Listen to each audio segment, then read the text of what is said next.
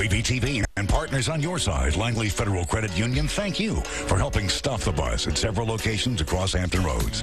Operation School Supplies and Tell on Your Side, an incredible force sending kids to class with the tools they need. Football Frenzy, brought to you by these sponsors. From the station on your side, bringing you information about your community. This is The Bottom Line.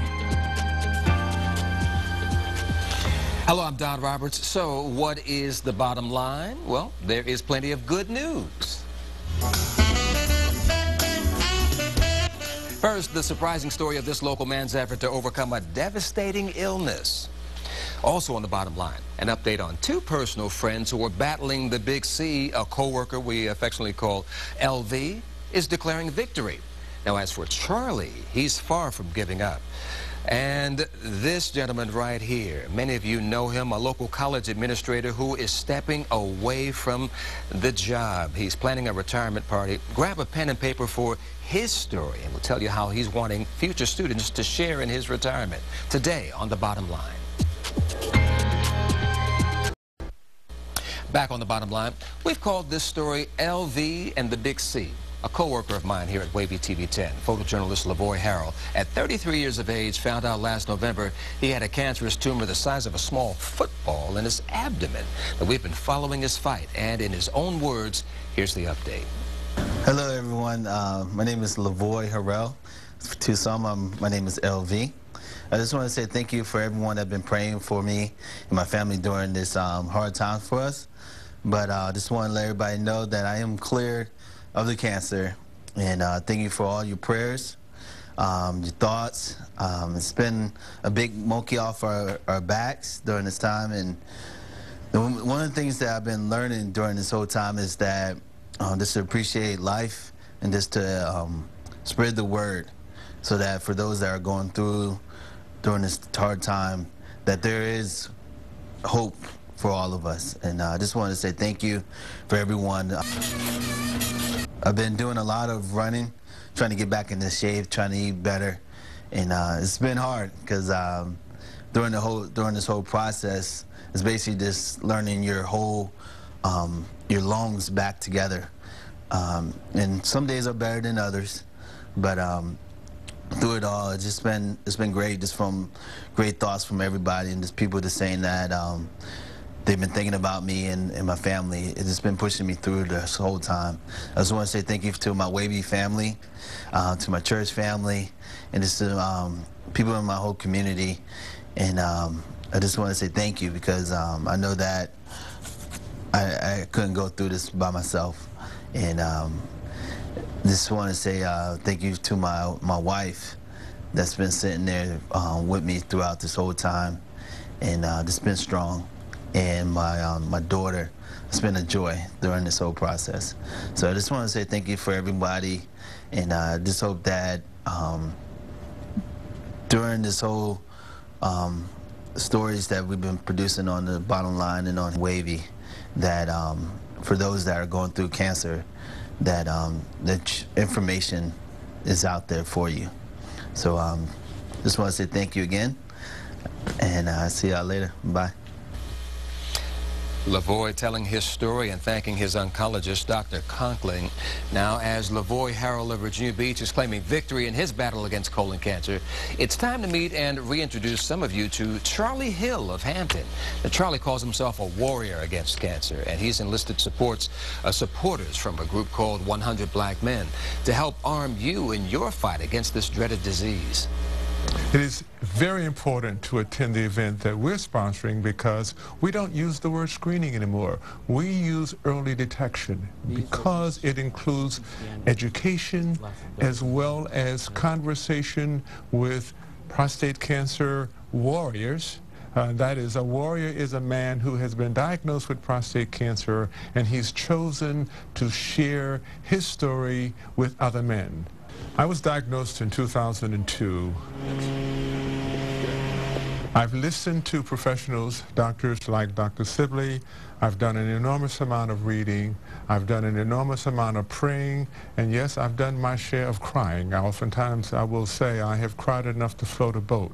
All of these come into play with figuring out how to live. The primary decision was, do I want to live or do I want to die? My decision was to live, and that means doing whatever it takes, as long as it's ethical, legal, and affordable to stay alive. With all men, with African American men, it seems to be even more so of a challenge. For whatever reasons, it seems there's an inherent distrust of the medical establishment or doctors or what have you. And with time and education, we're overcoming that. Prostate cancer is the most common visceral malignancy in men in this country. Okay. In terms of total numbers, only skin cancer really exceeds that. I was diagnosed early enough to be treated successfully. Dr. Sibley actually did the biopsy to confirm that I had prostate cancer. I was surprised. I believe he was surprised. To be here in 2012, for me, is a huge blessing. And therefore, my commitment is to ensure that other men are aware of prostate cancer and are encouraged to be detected early enough to be treated successfully. Education is the key, and it's very valuable that gentlemen such as Mr. Hill are willing to come forward and put their lives out there for folks to see that this can be detected, it can be successfully treated, and you can go on to have a rich and a full and complete life. My health today is in balance. As you know, I have both prostate cancer and I have follicular lymphoma. And balancing those two challenges is certainly sobering. I thank God that I'm able to still be here. Dr. Sibley commented, it's good to be here. Yes, I like to be seen rather than viewed. And as a result of that, I celebrate that every day. Seen rather than viewed. Both Charlie Hill and Dr. Anthony Sibley are members of the organization 100 Black Men, and that group is hosting a prostate cancer early detection event. It's Saturday, September 15th from 9 a.m. to 1 p.m. in Newport News at the offices of Pitch. That's the Peninsula Institute for Community Health, 15425 Warwick Boulevard in the Stony Brook Shopping Center in the northern end of Newport News. You can log on to pitch.org or call 5910643 to learn more. Now, if you missed this opportunity for a free prostate exam, you can still contact Pitch at the number on your screen, and you can reach also Dr. Anthony Sibley at 838-1100. Now to a story about plans for a big party in December. It's a day party held at the Alley nightclub in Hampton, and it's for some very special residents. I met with the organizer, Jane Hobbs, who's called her group Able Are Us. I'm Jane Hobbs. I'm working on my 27th annual Christmas party for 450 people with intellectual disability. Wow. I give to the community, and the community helps me. Even to the restaurant we're at today, Chick-fil-A, they help me. This is the Hampton Coliseum Chick-fil-A, and they've been doing this for 27 years as well. I'm having her help me stuff the envelopes. This is my daughter, Carol Ann. Hi, Carol Ann. Hi. How you doing? I'm fine. Able Are Us are family members for people with intellectual disability. We lobby in Richmond. We give to the community, is what it boils down to. It's a community-based activity. Now, the organization Able Are Us can use your donations, and to learn more about Able Are Us and their Christmas party, contact Jane Hobbs at 788-0186. That's 788-0186. The Able Are Us party is Saturday, December 1st at the Alley nightclub and restaurant in Hampton. Up next on The Bottom Line, one man is retiring from one job but taking on another, and his effort could benefit your child. Also, you'll meet a young man from Haiti who's the first child from an orphanage there to go to college here. and we will raise some cane. And you may be surprised at how we do just that. Back on the bottom line, if you're a parent of a college-age student, you're probably under pressure to find money to keep your child on campus. So it's encouraging to know there are individuals who've gotten their degrees, had successful careers, didn't become millionaires, but are still willing to help others. Gerald Tyler has spent more than 30 years in higher education, and as he prepares to retire, Tyler is inviting you to his party. 36 years in higher ed administration, 29 here at Norfolk State come December. The Banquet. I want to leave a little bit of a legacy. I want to give back. And many of our students, whatever the percentage is, I think it's still today probably somewhere between 80 to 90% are on some form of aid or financial assistance. And so for many individuals coming to Norfolk State, matriculating here, if I can help one, if I can help 21, if I can help whatever the number, I'm going to feel good about it. God has been good to me. I have been blessed, and I started the Gerald Tyler Accountancy Endowed Scholarship here about 7 years ago, and I have given out of pocket several $1,000s toward that effort.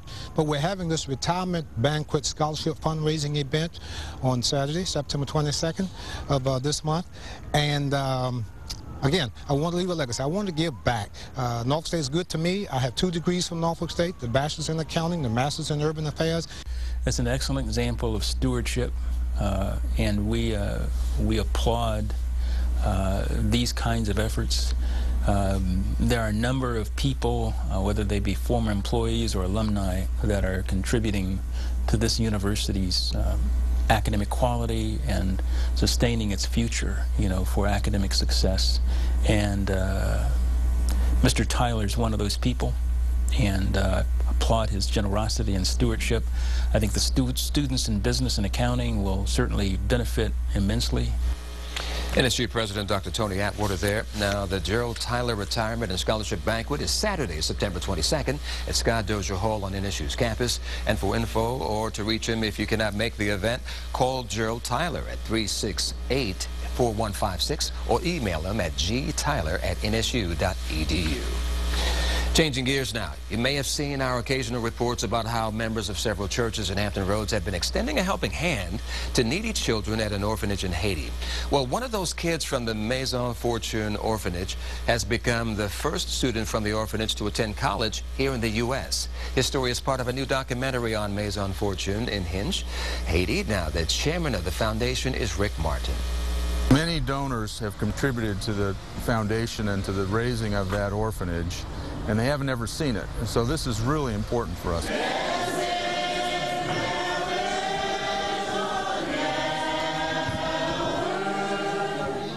It's our opportunity to get them to see what they've produced through their donations.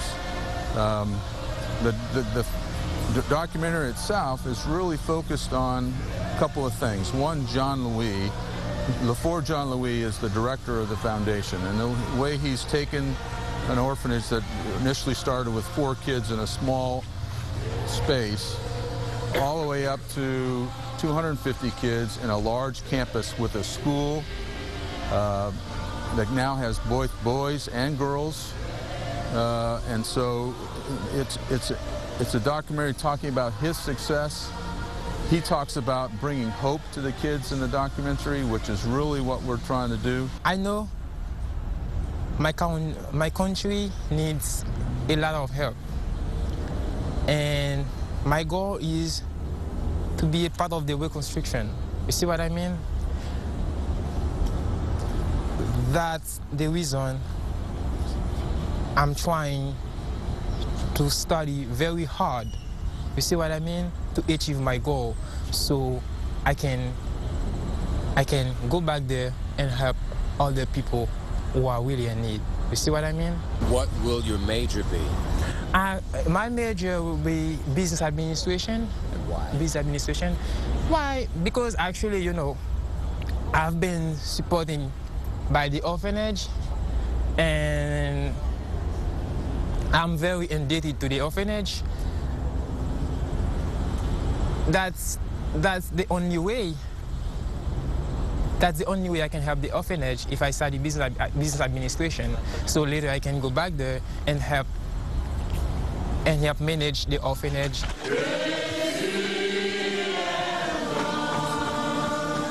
our ideal goal is to create a future for these kids, but also a future for Haiti. You know, these kids, if they grow up and they've got a strong education and a strong background, could literally help turn Haiti around. If you'd like to attend the premiere of the Maison Fortune documentary, The Children of Haiti's Future, the date is Thursday, September 20th, 6:30 p.m.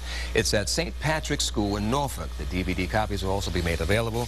Now, for more information, here's a number to, you can go to their website, mfofoundation.org. That's mfofoundation.org.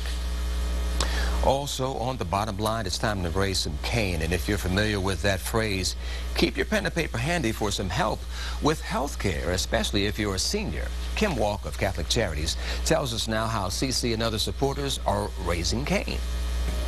Well, on September 28th, 29th, and 30th, we have our Raising Cane event. Catholic Charities is a nonprofit organization throughout the whole entire area of the Hampton Roads. We service Eastern Shore, Gloucester, Newport News, Hampton, Williamsburg, and of course Norfolk, Chesapeake, and all the surrounding areas. And basically what we do is we try to improve the social conditions of individuals, families, children, and the elderly. And this is what Raising Cane is all about. This is fascinating. What are these things?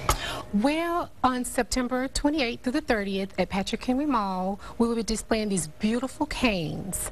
And basically what people have done in the community, they purchase this cane here, which is a regular walking cane, and what they do is they create artwork. This is a crane that someone created. It's everything in this that's been created with this cane is biodegradable. I'm Rick Jackson. I'm the Executive Director of the Riverside Center for Excellence in Aging, and we're supporting this event because it's going to bring awareness to the community about all the wonderful services Catholic Charities and Peninsula Agency on Aging provide for older adults. At Peninsula Agency on Aging, we're involved in providing supportive services like family caregiver support, Meals on Wheels, non-emergency medical transportation. And if you need a place to turn for information, you're caring for an older adult or you're an older adult, the first call we hope would be for Peninsula residents to Peninsula Agency on Aging. All righty, Catholic Charities is going to raise some cane September 28th, 29th, and 30th at Patrick Henry Mall. And you can reach Catholic Charities of Eastern Virginia at their website, www.cceva.org.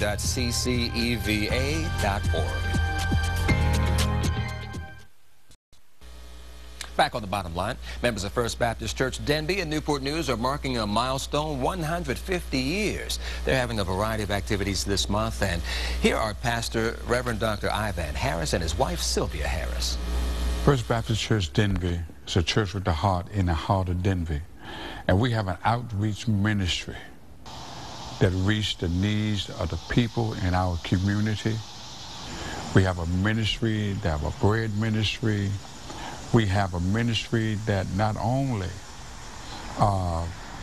direct you to Christ, but would direct you to know about Christ. And we here stand on 150 years. This church started in 1862. Wow. But we've been here since 1988, my wife and I, serving in ministry together. And I believe you can be satisfied, your needs will be met, not only physically, but most importantly, spiritually. I think that our mentorship ministry reaches out beyond the walls of First Baptist into our community, where we reach children that need an adult mentor to guide them, to coach them, to help them in decision making so that they can have a very prosperous future. We have a wonderful youth ministry that goes along with that. We're about developing the entire person educationally, spiritually, physically, emotionally, so that when they become of age that they can assume the responsibility of adulthood, they'll be ready. And finally, a great story about a saxophonist who had his jaw removed to save his life.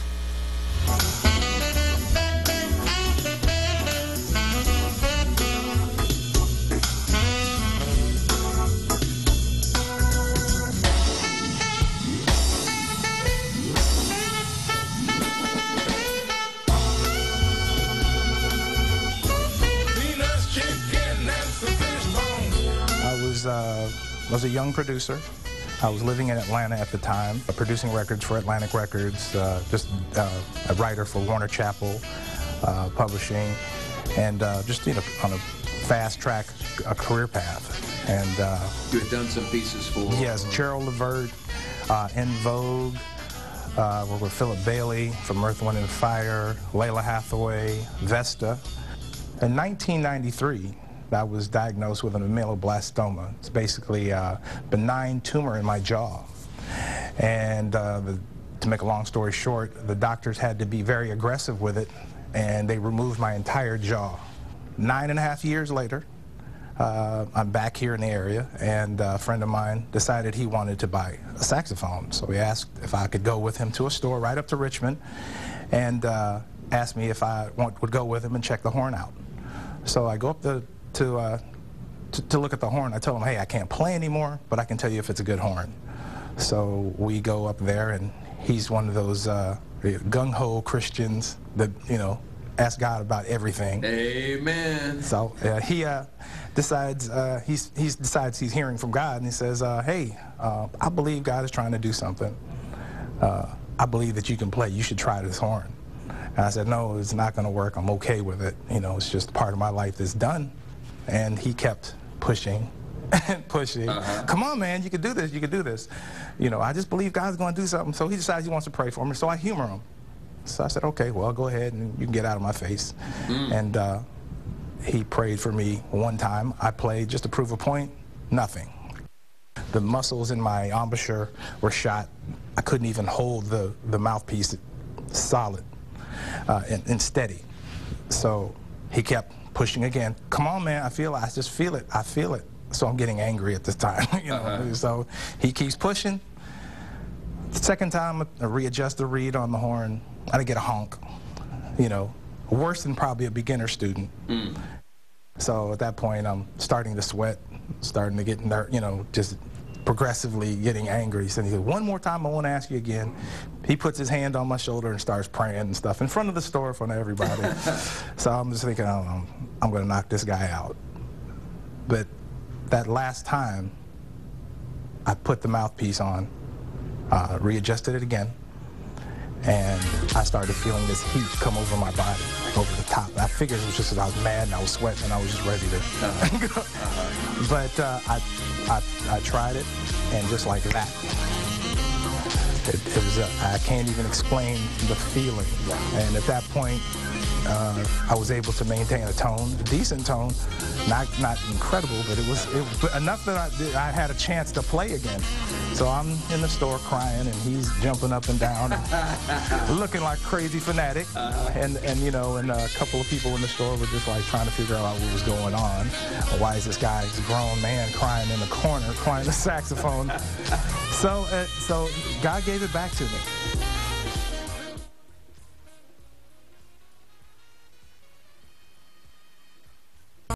Thursday, September 13th through Sunday the 16th, purchase $100